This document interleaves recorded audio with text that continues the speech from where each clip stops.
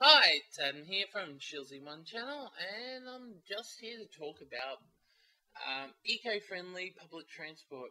Now, all around the world we have public transport, but the one problem we have is they're not eco-friendly. The only thing that comes close is electric trains and trams. Okay, now this is the subject I really want to push upon the government. We have biofuels out there, including ethanol, biodiesel, methane, electric motors, magnetic motors, electric motors. I think that's all, and they all work in principle. And it's just that there's no one manufacturing these vehicles and mass produce. Like hydrogen cells, they will work, but no one will produce them. Magnetic motors, they work, people won't produce them. So let's pressure our governments into producing these technologies.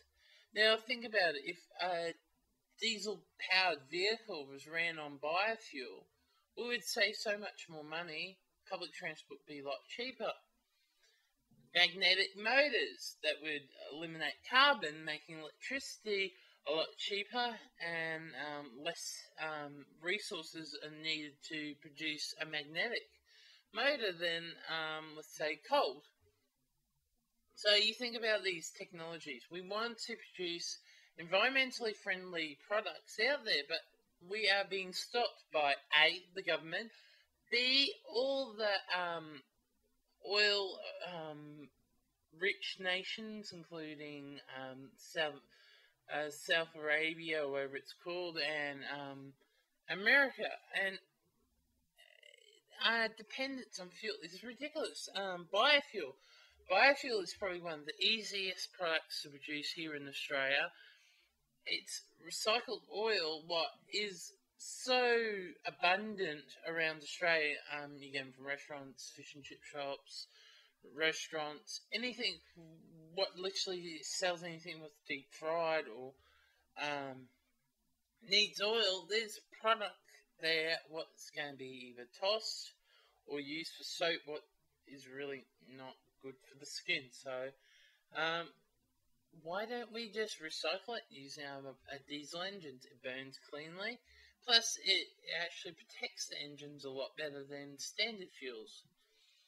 Other technologies out there, as I was talking about, magnetic motors. Why aren't we using these magnetic motors? I've seen them work. I've experimented with magnetic motors, and I can see the idea will work.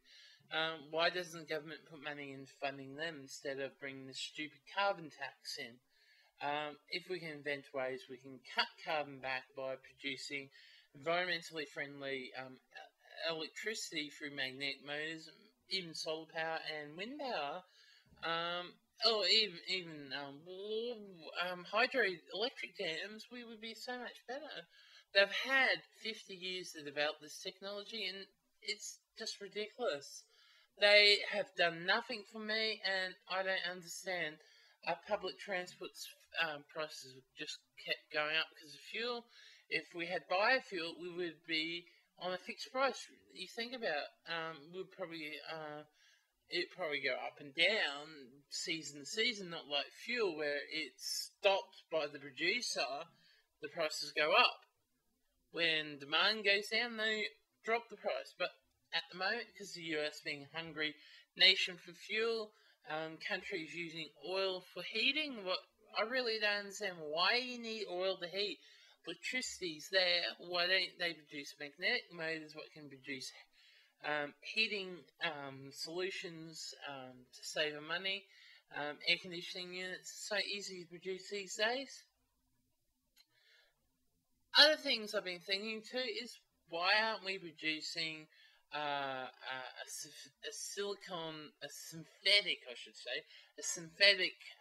plastic made out of something less oil-like, but with similar properties? We got the technology there to engineer these products, but for some odd reason the government doesn't put more funding into these devices, and it's a headache for everyone that We got these technologies and the government is just not supporting. Well, that's what I'm thinking about pollution at the moment. I might talk about the subject a little bit more in the future, but please look at your government. Say, we need environmentally friendly vehicles on the road now, not in the future. Carbon tax is not the future for the world. All that is going to make rich nations poor and poor nations even poorer. I'm Adam. Until next time, I'll see you then. Bye.